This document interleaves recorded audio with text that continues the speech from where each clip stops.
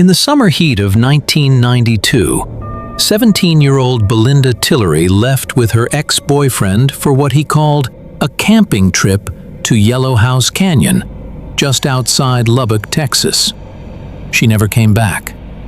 Almost 2 years later, in 1994, two hunters stumbled across a human skull in that same canyon. Scattered bones, bits of clothing, and a single white, high-heeled shoe lying in the Texas dust. No ID, no wallet, no name. Just remains that had been there so long that animal predation had scattered pieces across the canyon floor, making it impossible to know who this person had been or how long they'd been dead. Investigators determined the bones belonged to a young woman, probably no older than 24. She'd been stabbed at least 14 times, wounds that told a story of violence, of rage, of someone who'd wanted her dead and hadn't stopped until she was. But they had no idea who she was.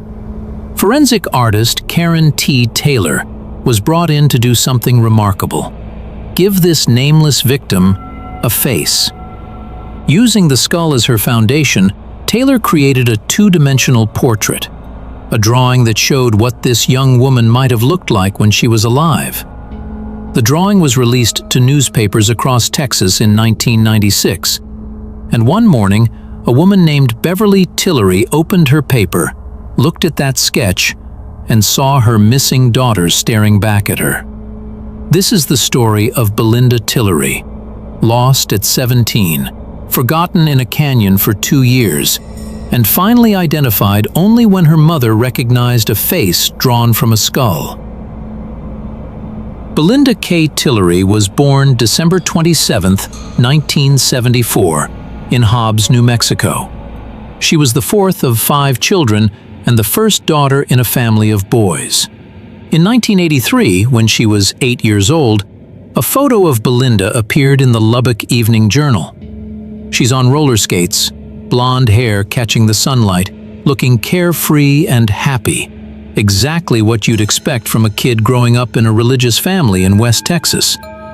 Her younger sister Robin would later describe Belynda as a tomboy who was best friends with their brother Danny, but who also loved her easy-bake oven and playing with makeup. To her older brothers, Belynda was their princess, the girl they wanted to protect. But something changed between that photo of an 8-year-old on roller skates and the 17-year-old who would disappear in 1992.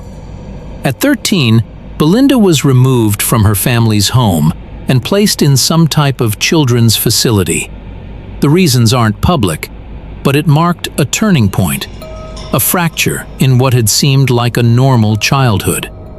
By the time she returned to her mother's care around age 17, Belynda was working as a dancer at a gentleman's club in Lubbock, a club reportedly owned by the Bandidos, a notorious motorcycle gang so fearsome that when rumors spread they were coming to town, people literally locked themselves inside their homes. The fact that Belynda was working there at 17, below the legal age even then, speaks to how little protection existed for vulnerable teenagers in that world. And it was in that world that Belynda met Troy Armstrong. He wasn't a bandito, wasn't a biker at all. According to investigator Tom Watson, Troy was a skinny, unaffiliated loser with a big ego and a dangerous obsession with knives. But to 17-year-old Belynda Tillery, he probably seemed like someone who paid attention to her, someone older who made her feel seen. That perception would cost her everything. The exact nature of Belynda and Troy Armstrong's relationship is unclear. Accounts vary on whether he was her boyfriend, ex-boyfriend, or something more complicated. What is clear is that by the summer of 1992, Belynda was pregnant, and she was excited about it. According to her sister Robin, Belynda loved children, showered her nieces and nephews with love and attention. When she discovered she was pregnant, she was over-the-top excited about becoming a mother. She started making plans, real plans, She wanted to return to school, find legitimate work, turn her life around. She wanted to be a good mother. Troy Armstrong, however, had different feelings about the pregnancy. Whether the baby was his or someone else's, accounts differ on that too. Troy was angry. He had a new girlfriend named Angela, and the news of Belynda's pregnancy had caused Angela to break up with him. He didn't want to pay child support, didn't want the complication, didn't want Belynda in his life anymore at all. So he suggested they go camping, just the two of them. Drive out to Yellow House Canyon, a remote area about 30 minutes southeast of Lubbock, where the landscape is all scrub brush and dry riverbeds and nothing but empty Texas prairie for miles. They could talk, he said, figure things out, discuss what to do about the pregnancy. Troy borrowed camping gear from a friend, and on a warm night in July 1992, probably July 24th based on later court testimony, they drove out to the canyon together. Belynda Tillery was never seen alive again. For nearly 2 years, nobody knew what had happened to Belynda. Her family reported her missing, but she was 17, had a history of instability, worked in a world where people sometimes just disappeared. It's tragically easy for certain people to vanish without triggering massive searches. Then, in 1994, 2 men who were hunting illegally in Yellow House Canyon, worried about getting in trouble for poaching, stumbled across something that made their legal problems seem very small. A human skull, partially buried in dirt and desert brush. They didn't report it immediately. Didn't want to deal with law enforcement, didn't want questions about what they'd been doing out there. But they told a friend, and that friend understood that whatever trouble they might face for illegal hunting was nothing compared to leaving human remains unreported. Police were notified. Officers scoured the scene. They found more bones scattered across the area, smaller fragments that predators had dragged and dispersed, a strand of hair, bits of clothing that had survived 2 years of Texas weather, and that white, high-heeled shoe sitting incongruously in the dust, like something from a different world. Forensic examination revealed the victim was a young woman. The bones showed evidence of at least 14 stab wounds, deep, vicious strikes that had penetrated from the back. This wasn't a single moment of violence. This was sustained, brutal attack. But who was she?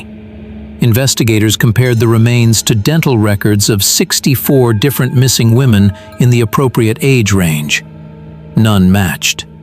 The unknown woman from Yellow House Canyon became a Jane Doe, an unsolved mystery, a body without a name, until forensic artist Karen T. Taylor gave her a face. Karen T. Taylor pioneered techniques in two-dimensional facial reconstruction, creating portraits from skulls that could help identify victims when traditional methods failed. She studied the skull from Yellow House Canyon, measured bone structure, calculated tissue depth, built a face layer by layer until she had a portrait, a young woman with delicate features, looking directly at the viewer. The drawing was distributed to media outlets in 1996, 4 years after Belynda had disappeared, 2 years after her remains were found. Beverly Tillery opened her newspaper one morning and froze.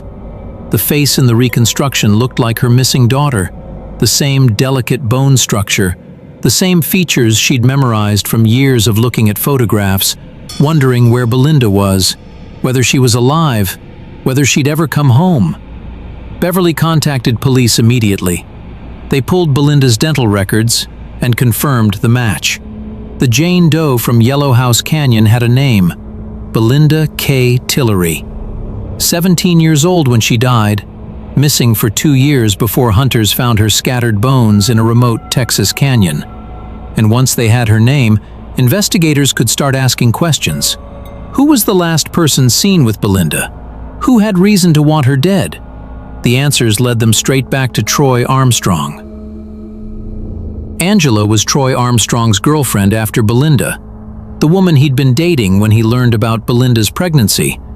the woman who'd broken up with him because of it. She knew something, had known it for years, but she'd been too terrified to speak, until investigators came asking questions after Belynda was identified. Angela told them what had happened the night of the camping trip, how Troy had shown up at her door late after he was supposed to be camping with Belynda in Yellow House Canyon. There was blood on his hands, blood on his clothes. He admitted killing Belynda, Angela said, told her they'd argued about the pregnancy and he'd stabbed her, left her body in the canyon. And then he'd threatened Angela. If she told anyone at all, he would kill her children, he would kill her father. He described it in enough detail that Angela believed him completely. So she'd stayed silent. For years, living with the knowledge of what Troy had done, too afraid of what he might do to her family if she spoke. But now that police had identified Belynda, now that they were actively investigating, Angela decided she couldn't carry the secret anymore. She turned over a knife Troy had owned, a jagged-edged blade, the kind that matched the stab wounds found on Belynda's bones. And she told investigators everything. The case against Troy Armstrong built slowly, piece by piece. The knife Angela had surrendered matched the wound patterns found on Belynda's remains. A single-edged blade, pointed at the tip, narrow enough to create the specific injuries documented by forensic pathologists. Troy had been the last person seen with Belynda before she disappeared. He'd borrowed camping equipment specifically for that trip. He'd returned without her and had never reported her missing. Then investigators discovered something else. Troy had a key to a storage locker in New Mexico. Inside that locker, they found Belynda's driver's license, her personal possessions, things an ex-boyfriend wouldn't normally keep, things that made no sense to have unless you needed to hide evidence. It was enough. In January 1996, authorities tracked Troy down to Interstate 80 in Nebraska, where he'd been hiding in the back of a friend's tractor-trailer. They dragged him out, arrested him, brought him back to Texas to face trial for the murder of Belynda Tillery. The trial began in December 1996, more than 4 years after Belynda's death, 2 years after her remains were identified. Troy Armstrong sat in the courtroom looking nothing like the knife freak witnesses had described. He'd cut his longish brown hair, wore a suit, looked nervous, almost harmless, a far cry from the man who'd stabbed a pregnant 17-year-old 14 times and left her body to decompose in a Texas canyon. Prosecutors laid out their case methodically. Troy and Belynda had gone camping. They'd argued, probably about the pregnancy, about child support, about Troy's desire to have nothing to do with her or the baby. He'd stabbed her multiple times in the back, deep, vicious wounds that would have been agonizing. Then he'd left her there, dying or already dead, and driven back to Angela's house with blood on his hands. Angela testified, described Troy showing up that night, described his confession, described the threats he'd made against her family if she ever told anyone. Forensic artist Karen T. Taylor testified about creating the reconstruction that had finally given Belynda her name back. Investigators testified about the storage locker, about Belynda's belongings, about the camping equipment Troy had borrowed for a trip only one person returned from. The defense tried to raise reasonable doubt, suggested the evidence was circumstantial, pointed out that no murder weapon had been definitively identified, that Angela's testimony came years after the fact, that Troy had been targeted unfairly. But the jury had heard enough. After 4 days of testimony, they deliberated for just 2 hours. On December 5, 1996, they found Troy Armstrong guilty of first-degree murder. He was sentenced to life in prison. Troy Armstrong is currently incarcerated at the Alfred Hughes Unit in Gatesville, Texas. In January 2021, the parole board declined to grant him release, citing the brutality of the crime, the likelihood he would reoffend, and his ongoing drug abuse issues. He'll likely die in prison, which seems appropriate for someone who ensured that Belynda Tillery died at 17, that she never got to meet her child, never got to turn her life around the way she'd planned. But Belynda's family won more than just Troy's conviction. They won her name back. For 2 years, she'd been Jane Doe, a nameless victim, forgotten bones in a canyon.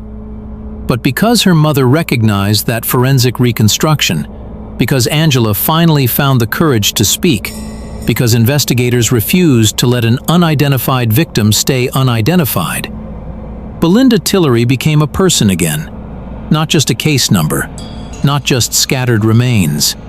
A 17-year-old girl who'd loved roller skating and easy bake ovens, and her nieces and nephews, who'd been excited about becoming a mother, who'd wanted to turn her life around, a girl who deserved so much better than dying alone in a canyon, stabbed by someone she'd trusted enough to go camping with. There's a photo of 8-year-old Belynda Tillery on roller skates that appeared in the Lubbock Evening Journal in 1983. She's smiling, blonde hair catching the light, looking like any other happy kid growing up in West Texas. Between that photo and the skull found in Yellowhouse Canyon in 1994, something went terribly wrong. Childhood circumstances we don't fully know, removal from her family, work in a dangerous world at too young an age, a relationship with a violent man who saw her pregnancy as a problem to be eliminated. It's easy to judge Belynda's choices, the dancing, the relationship with Troy, the path that led her to that canyon. But she was 17, still figuring out who she was, still trying to build something better. And she never got the chance. The most haunting detail isn't the 14 stab wounds or the 2 years she lay unidentified in that canyon. It's that single white, high-heeled shoe found near her remains. She'd gone camping, supposedly to talk, to figure things out. Who wears high heels to go camping in a Texas canyon? Maybe she'd dressed up hoping to remind Troy why he'd cared about her once. Maybe she'd thought looking nice would help smooth things over, make the conversation easier. Or maybe she'd just worn what she had. 17-year-olds don't always make practical wardrobe choices. But that shoe, sitting in the dust beside scattered bones, tells a story about hope meeting reality, about a girl who'd thought this trip would solve something when it was really meant to end everything. So remember Belynda Tillery, not just for how she died, but for who she was trying to become. A mother, someone better than her circumstances, a girl who loved children and wanted desperately to do right by her own. And remember that justice sometimes requires patience. A mother willing to recognize her daughter in a drawing made from a skull. A terrified witness finally finding courage. An artist who could give the dead their faces back. Belynda was lost at 17, but she was found eventually. And Troy Armstrong, who thought the canyon would keep his secret forever, learned that some secrets don't stay buried. Thank you for watching this video. And remember, even bones can tell their stories.